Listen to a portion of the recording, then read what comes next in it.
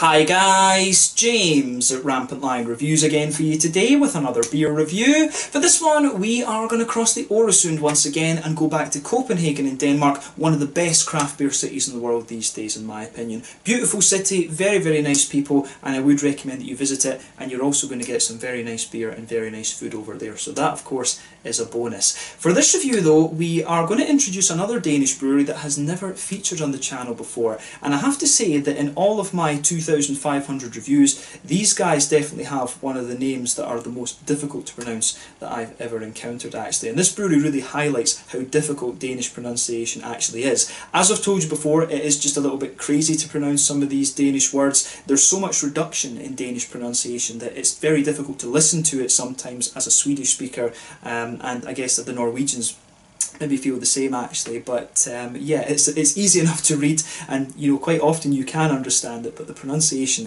is the most difficult thing about Danish, that's for sure, and you'll see exactly what I mean when I show you the name of this brewery. But these guys are supposed to produce some very nice beers, and they do have a hell of a reputation actually, so very curious to see how this one turns out, and nice that I can finally introduce them to you here on the channel. So for this review then, we are going to go to Gørløse in the northwest of Copenhagen, and we're going to have a look at another one of the breweries from Untappd. And we know that Dry and Bitter and Gamma are based up there, but these guys are probably, it's probably right to term them as the founding fathers of that brewery actually, so it's a bit of a shame that I haven't done a review from them so far. But for this review then, we are going to introduce Ølsnedkeren on the channel for the very first time, and just to let you see the name of the brewery there written out. Those of you who are not native Danish speakers will probably want to call it Ølsnedkeren, but yeah, in Danish it is Ølsnedkeren. But this particular beer is called the Karl Smart. It comes in at 6.7% ABV, and this one is a New England hazy style IPA. This beer was released as part of the Lokal Småskaligt assortment through Systembolaget here in Sweden on the 1st of December 2020, and knowing what Gamma and Dry and Bitter are like, I do have to say I have high hopes for this one. These guys have been around for a very long time as a bar, but of course quite recently when Ølkollektivet was formed, they really scaled up all of their production and things like that. So this is the first beer that I'm ever trying from these guys. I've never been to the Ølsnedkeren bar in Copenhagen actually, so yeah, very curious to see how this one turns out. As I said, nice to introduce this beer for you here on the channel, and I always enjoy doing the Danish reviews for you as well. There's some really great beers over in Denmark these days, and if you haven't tried some of them already, I highly recommend that you do. Copenhagen, as I've mentioned to you before, a great beer city. Gamma, Dry and Bitter, Ølsnedkeren,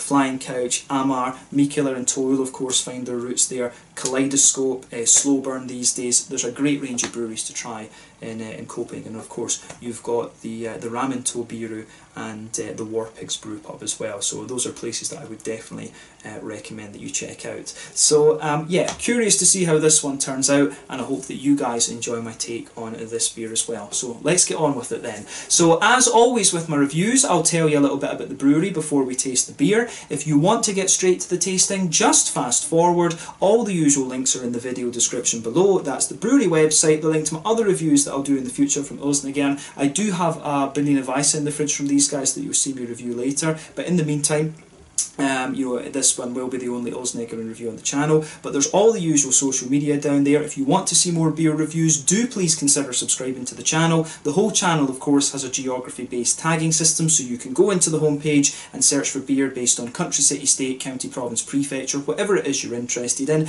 Do check out the playlists of beers from different countries. There is one there for all the Danish beers that I've reviewed for you. That's being added to very regularly, because I am very close to Denmark here in Skåne in the south of Sweden, and I love reviewing the Danish beers, as you'll know if you've watched the channel for any length of time. And as always, please do get in touch and let me know some of the other beers and breweries that you guys would like to see me review. It's always great to hear from you guys that are watching the videos, and the support that you show the channel is hugely appreciated. So anyway, to tell you a little bit about Ølsnedkeren then, on to my brewery notes. So Ølsnedkeren as I've mentioned to you a little bit already, was founded as a bar in Nørrebro on Griffenveldsgade, if I've got that right, Griffenveldsgade, on Copenhagen back in 2012. And Nørrebro is a really nice district actually, and again there's lots of very good beer attractions around there. But the word Ølsnedkeren literally translates into English as the beer carpenter. But the two men behind this company are Simon Toft Hansen and Tobias Rosenving Riek. And the bar was originally started by Simon, and then Tobias came in very, very early on. But they began brewing beer together in the basement of the bar, and then this was served from the taps upstairs. And they continued doing this for quite a while and produced a lot of different things. So in 2013, Tobias, who ran the beer brand Bryggeren, which literally translates into English as the brewer, and again this one really shows how difficult Danish pronunciation is, B-R-O-G-G-E-R-E-N, Bryggeren. But he began brewing beers at Ølsnedkeren as well, and he gradually just became more and more active in the company from the very early stage, and now it's basically run by both Tobias and Simon. But a bit later in 2014, Stronzo Brewery, who were quite well known, went bankrupt, and so at this point the two of them teamed up along with others, and they took over the Stronzo premises, and this is what became Ølkollektivet. It's a former dairy in Gørløse in the northwest of Copenhagen, and soon after this they began producing the Ølsnedkeren beers in bottles, and other breweries have been in and out of there as well, and now all of the beers are produced in cans. But over the last few years they've continued to expand this facility, the Ølkollektivet, and so you've been getting more and more Ølsnedkeren beers, more and more Gamma beers, and more dry and bitter beers as well. In that Ølkollektivet facility, Bad Seed have also brewed there for a period of time, Black Rooster, or is it just Rooster, I forget, they've brewed there for a little bit of time as well, and there was also Ghost brewing there for a period of time too. But as of today, as of December 2020, there's been around 520 different kinds of beer released under the Ølsnedkeren name, and about 17 or so released under the Bryggeren name, according to Untappd. So yeah, a very, very prolific brewery. How many of those beers have been released in cans from Ølsnedkeren, I actually don't know. I would guess that it's maybe in the region of maybe 40 or 50 at most, I would think, somewhere in that kind of region. I've only noticed that Ølsnedkeren beers have been getting a little bit more prominent in the cans again quite recently. I first encountered them maybe about 2 years ago. I first saw them in Kiosk over in Copenhagen about 2 years ago, but I have noticed that they've become more widely available through the likes of Glassbank and Kiosk and various other places in Copenhagen. So I'm not sure if there was a little bit of a lull in production from Ølsnedkeren over the last little while, but there was lots of stuff, of course, coming out from Gamma and Dry and Bitter actually. So yeah, nice to see these guys getting their beers out there a little bit more, and fingers crossed this continues over the next while and I can review more of these for you as well.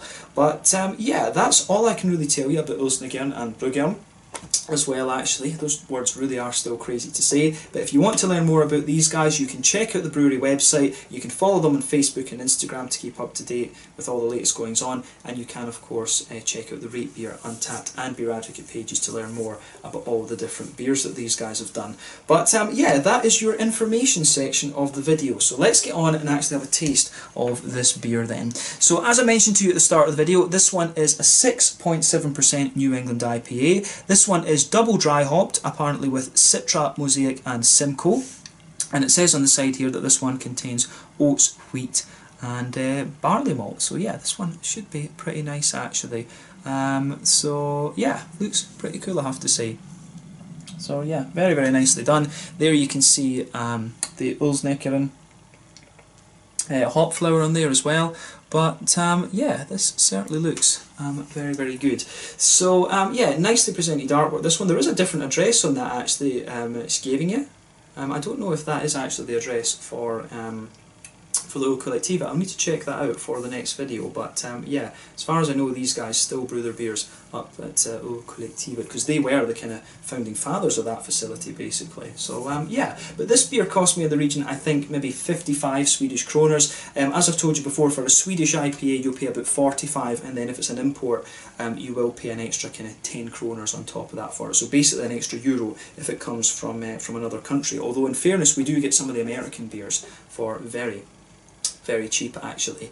But yeah, 55 Swedish kroners, about $6 American, €5.50,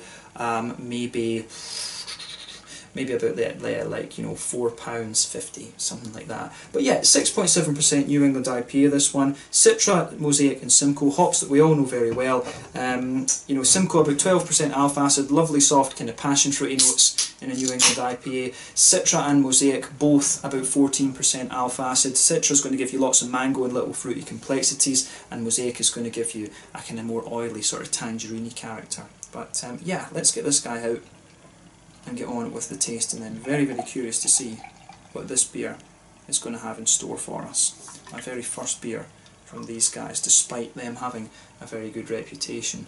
Yeah, this one should be quite nice. I have to say I do like the artwork on this as well, but I gave you a little look at that later. Right, earlier on, sorry, I should say. English isn't working today, it's because I'm thinking too much about the Danish, I guess. But the illustrator on this one apparently is Peter Ravenborg. So, yeah, I do have to say I like his artwork, yeah. Okay, it's kind of almost the same vibe, if you like, as Ale Farm in some ways. It's got the same kind of, it's almost got the same kind of vibe about the colours and things like that that some of the Ale Farm beers tend to have. So yeah, need to review some more beers from those guys actually. I've not seen Ale Farm in quite a little while, come to think of it. But yeah, as you can see and as you would expect from this one's poured a lovely kind of rich golden yellow colour. This is definitely one of the more kind of orangey leaning New England IPAs that I've come across in recent times. It's, well, I suppose orange maybe isn't the right word, it is more of a kind of rich yellow. You can see that when we poured this beer, it poured with about a quarter finger of a frothy, cream coloured head. That's just faded away to be a very kind of thin foamy layer, and it's a little bit wispy on the top. Around the edges of the glass there, it does have a nice kind of creamy ring, but there's one or two big bubbles sticking towards the side of the glass, a few little ones going up towards the bottom of the head there, but overall it does look pretty much as you would expect from a New England IPA. It's certainly not the haziest or soupiest and gloopiest of New England IPAs that I've come across before. If you put your fingers behind the glass there, you know, it does have a good bit of opacity to it. It is quite opaque, but yeah, maybe we'll see when we put the rest of it in a little bit later. It might kind of haze up a little bit, but it certainly looks like one of the, it's not quite as hazy as some of the ones that you're going to come across. That's not a bad thing, of course. The main thing, of course, is whether the beer tastes nice, and it does look good. But yeah, one of the richer yellows, yellow colours that I've come across. The colour of your beer, of course, is affected by one, the type of malts that you use, and two, the length of the boil. Usually New England IPAs, I think, undergo about a 70 to 90 minute boil, actually. So yeah, this one probably went through that actually. But yeah, let's take a closer look at the aroma of this one then, and just see how we get on. Very curious about this beer, as I've mentioned already.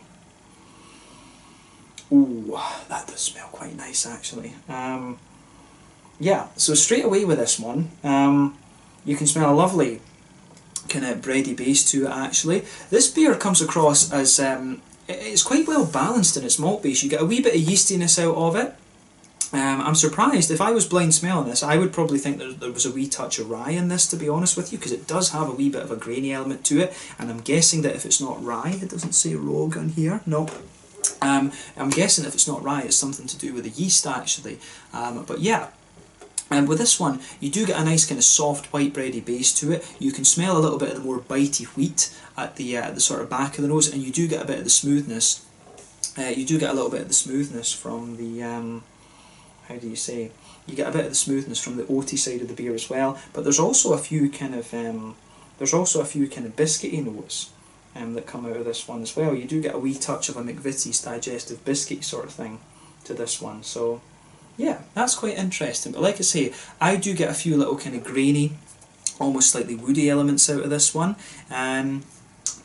So yeah, maybe that's down to the yeast. Sometimes you can get notes from this as well if they've used slightly older hops in this one. The other thing that we need to maybe consider with this is that it might have been sitting in the Systembolaget warehouse for a little bit, and maybe that's where you get some of these aromas from. But quite often these kind of aromas don't really translate into the taste, so you know, be aware of that when you smell the aroma of these beers. Sometimes you can get these woody, grainy things, but you won't pick them up in the actual flavour of the beer. So there is a wee bit of that going on in the aroma with this one, and usually that has something to do with yeast. But the more and more that I smell of this beer, the more it the malty side of the beer kind of smoothens out. You get a bit more biscuity sweetness out of it, and then you get a bit more of the kind of smooth, wheaty edge to it as well. But I really like how this beer goes together. The aroma of this one is very, very nice. yeah, the malty side of it does come across really quite nicely actually. So yeah, it smells quite similar to a number of the Gamma beers that I've had before actually, and in fairness it's not so surprising, that I have to say. Yeah, on the hoppy side of things then, you do get a little touch of earthiness out of this one, which will be the Mosaic. The green side of the hops, generally speaking, I would say, it's got a nice little bit of floral aromaticity to it. It does have a good level of brightness in a sense. Yeah, it does have a good little bit of brightness to it in a sense, but there is also a good little bit of grassiness in there. But yeah, nice. I do get more and more of the earthiness and a little bit of that kind of grainy quality coming out of it the more that I smell of this beer actually. So that's quite an interesting point to make about this one, in fairness. But the fruity side of the beer is, you know, is quite what you would expect when you know these hops. These are hops that we know well, of course. You know, Citra, Simcoe, Mosaic. These have been used time and again in different IPAs that we've had on the channel over the years. But yeah, the aroma of this one on the fruit is very, very nice. So you definitely get a wee bit of a stronger, if you take the aroma in a bit more deeply, you do get a wee bit of a stronger passion fruity note out of it. Definitely some Simcoe in there, definitely a little bit of a more kind of juicy mango-y quality as well. And I really like how that side of the beer goes together. Actually, I mean, the fruity side of the beer has just a little bit of pungency to it, and I think that suits the other components of the beer as well, like the wheaty bitiness and things. But yeah, a little bit of passion fruity pungency in it, a little bit of a, how do you say, a kind of mango-y juiciness to the beer, and then you get that more oily tangerine note from the Mosaic as well. You might detect a few little I do get a wee touch of gooseberry out of this one, which is quite interesting. There is just a wee touch of gooseberry in this one for me, and maybe a little bit of lime at the very front of the nose. And those are kind of elements that you get from the Citra. The Citra is probably the most complex of the three hops in this one. I've always found that Simcoe is a very straight up, soft, passion fruity note, whereas Mosaic's more of a kind of oily, tangerine orange. And you sometimes get a wee bit of pineapple, I think, out of Mosaic as well. But to me, it is just oily tangerines you're getting out of this one, and then a wee touch of lime and things. So I think the Citra is the one that's given the beer the depth and the fruitiness, and I think the kind of Simcoe and the Mosaic are giving you I think the Simcoe's giving you the softer side of the tropical fruits, the Mosaic's giving you the more oily, kind of orangey, citrusy side of things, and the Citra's just giving you maybe the more pungent side of the tropical fruits, and then some of the complexities. I think that is probably a good summary of what's going on in the aroma of this beer. But yeah, it certainly smells very nice, this one. It's not surprising when you've had these hops before, with the kind of aromas that you get out of this one, and it does to a degree remind me of some of the beers that I've had from Gamma before. Actually, the aroma to this one is actually quite similar to those. But yeah, take a bit of time and enjoy that for yourself, but we're going to get stuck into this one now. So this one is the Karl Smart, a 6.7% New England IPA, Citra, Mosaic and Simcoe from Ølsnedkeren, one of the Ølkollektivet breweries from Gørløse in the northwest of Copenhagen. Sorry about the edit there, guys. Memory card playing up again. It literally cut off just as I was doing this to say cheers. So let's get stuck in. Slange, skål, cheers.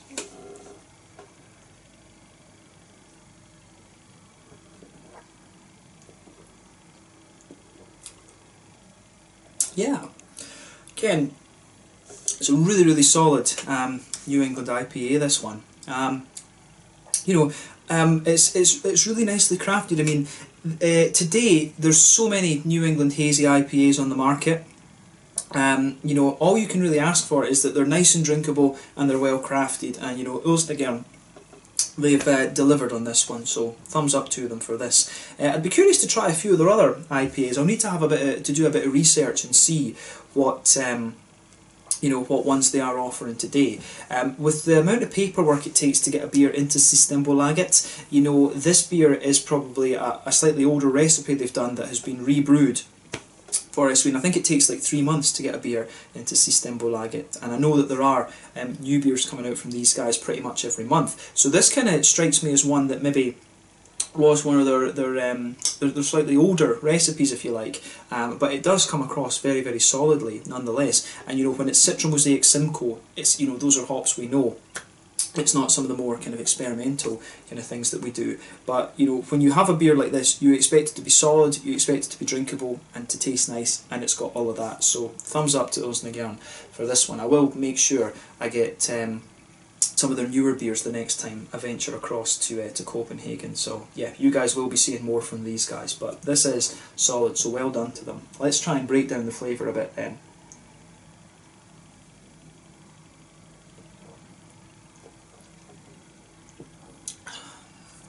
So yeah, straight away with this beer, I would say that this one overall, it's really nice and drinkable. It's got a good kind of middle level of oiliness to it, which I really like, and it just comes across as very, very well balanced. It's got a bit of everything that you want.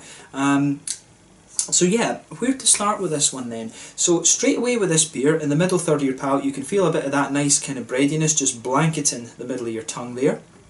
And I do, as I say, I do quite like how that side of the beer goes together. You get just a little bit of that nice white soft breadiness there. You get a little bit of a kind of grainy character evolving out of this one the further you go into the aftertaste actually. But yeah, as you move towards the back third of your tongue, the beer almost feels, on that back third of the tongue, it does feel a little bit more like a kind of brown bread, like a wholemeal bready kind of thing you're getting out of this one. Then at the very back of the palate, you start to get a wee bit more of that kind of bitey, wheaty character coming out of it, which is really nice. But yeah, the back third of your palate, the breadiness is distinctively thicker compared to the middle third of your palate. But that's quite common, I've found, with some of these New England IPAs.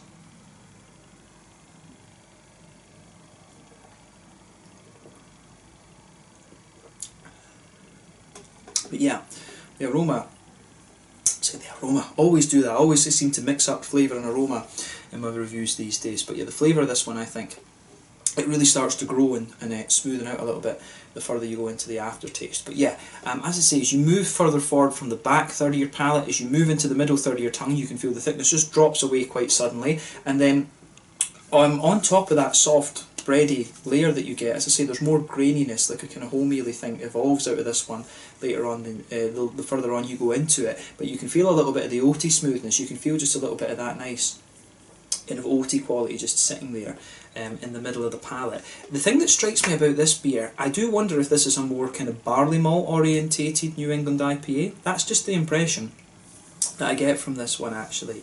I couldn't place exactly what malt they've used in it, but with the graininess that it has, it might be an English malt of some description. I don't think it's quite smooth enough to be Golden Promise or something like that.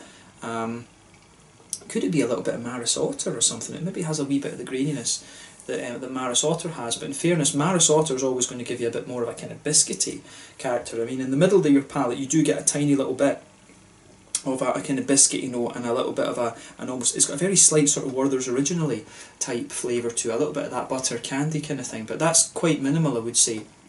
But yeah, you get the soft oats in the middle of your palate, a little bit of a very slight brown sugar sitting on top of that, and then a kind of wholemealy bready kind of thing coming across just underneath it. So I like how that side of the beer goes together actually, so it gets a thumbs up from me in that regard. The malty side of this one goes together very nicely, and as I said, it is a more kind of grainy leaning New England IPA in my opinion, but it suits the rest of the beer, that's for sure.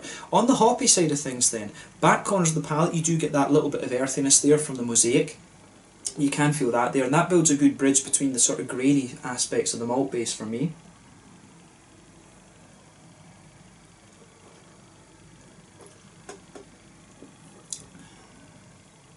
So yeah, I do like how that part of the beer goes together. But as you move further forward from that back side of the palate, you can feel there's a wee touch of herbal quality there. And as you move towards the kind of front corners of your palate, you do get a nice kind of bigger floral aromaticity out of this one. I wouldn't describe this beer as spicy by any means, and I wouldn't describe it as being how would you say? I wouldn't describe it as being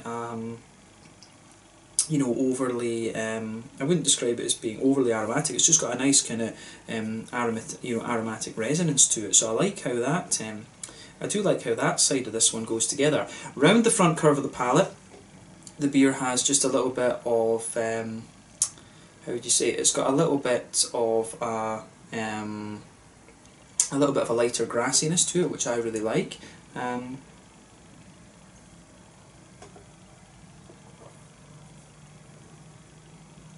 So yeah, there's a little bit of a lighter grassiness to it there, and that builds a good bridge onto the fruity side of things. But yeah, again, the green side of the hops for me really lean towards that floral aromatic side of things, and you do get a wee bit of zestiness coming out of the grassy part of this beer as well, which is nice. But yeah, as I always say to you, the fruity side of these beers comes out on that front third of your palate, and it's there that you get that nice oily bubble where those juicy fruity esters just roll their way out of the beer. So if you go towards the back of that front third of your palate, you get a little bit more of a kind of, you do get a little bit more of a kind of floral, and kind of more pungent passion fruity quality coming out of this one. It does have a wee bit of that zesty note to it, and I think that's probably more likely the Citra that's going to give you that. But you can feel that passion fruity quality as you move forward. It does lighten out a little bit, and you start to get more of the kind of Simcoe, softer tropical fruit notes in there as well. You do start to get more of that, and you get a wee bit of mango mixing in with that. It's quite an interesting mix as you go into that back half of that front third of your tongue. But then as you reach the front half of the front third of your tongue, that's when you get the more oily, mosaic-y characters coming out of it. So yeah, I think that the mosaic, oily, tangerine orange in there comes out very, very nicely. So yeah, this beer, it is, as I say, this one is very, very familiar just because of the hop profile that it has, but it's very well executed, and you know, you can't ask for much more than that these days. So yeah.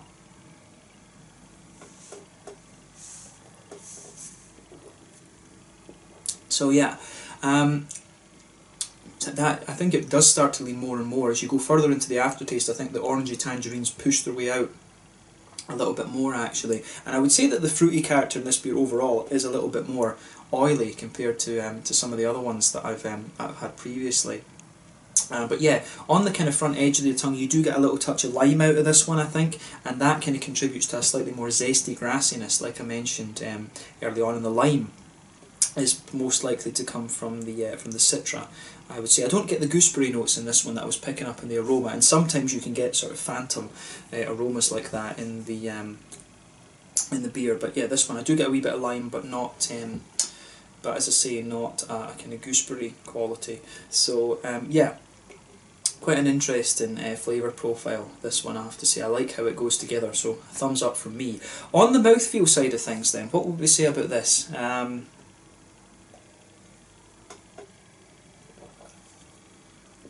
Yeah, so I would describe this beer as being at the kind of top end of mid-bodied. It does have a good bit of slickness to it actually. The carbonation is very, very smooth, slight oiliness in my mind. Hoppy bitterness wise, I think this is a fairly standard 25-30 IBUs, something like that. As I say, good little bit of floral aromaticity to this one. And yeah, the malt base, I do find the malt base a little bit more grainy in this compared to others. There's a wee bit of smoothness and a wee bit of sweetness in there, but yeah, it does have just a little touch of those kind of more, those quite interesting grainy notes to it. And I do wonder if this is a little bit more barley malt centred than wheat notes. Could be possible, spitballing there. But yeah, the fruity side of this beer for me is quite oily. It does have a bit of the juiciness you'd expect from a New England IPA. But yeah, I do like how this one goes together. So a big thumbs up to Ølsnedkeren for this one. Like I say, I suspect this is one of their more, maybe one of their more conservative recipes, and maybe one of their slightly older ones that they've rebrewed for Systembolaget. So I would be curious to try some of their slightly newer IPAs, and I will keep an eye out for those the next time I go into I go across to Copenhagen. So yeah, you will see more from these guys at some point soon. And like I said, I do have that Berliner Weisse in the fridge that I'll try and get reviewed fairly soonish as well, because I have had that one for longer actually than I've had this one. So yeah, you'll see that feature at some stage as well. But yeah, that's all we can really say about this one, the Karl Smart from Ølsnedkeren.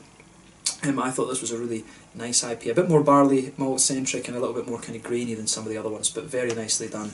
So yeah, let's leave it at that for this review. This one was the Karl Smart, a New England hazy IPA, coming in at 6.7% ABV from Ølsnedkeren, one of the Ølkollektivet breweries from Gørløse in the northwest of Copenhagen. Nice to feature these guys for you here on the channel for the first time, and I hope you guys have enjoyed this one. So yeah, check out my social media, check out Ølsnedkeren, do check out all the playlists and things like that we've got on the channel, and like I said, you will see more from these guys in the fairly near future. Slange, skull, cheers, thank you for watching, and do make sure you check out Ølsnedkeren from Gørløse. Ølkollektivet, we should say, Ølkollektivet in Gørløse in the northwest of Copenhagen. Slange, skull, cheers, and catch you guys on the next review.